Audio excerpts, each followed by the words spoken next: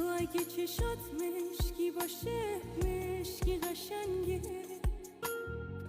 تو موهاتو هر جور کنی هر شکلی قشنگه، پیش تو همه آرزوهام خاطره میشم، با تو دیوونه تر از همین الان و همیشه، منو همه دیگه به اسم تو میشناسم، این خیابونا منو به یاد تو میندازم، برا توی دلم شدی مال خودم، چقدر خوبه که من عاشق تو شدم.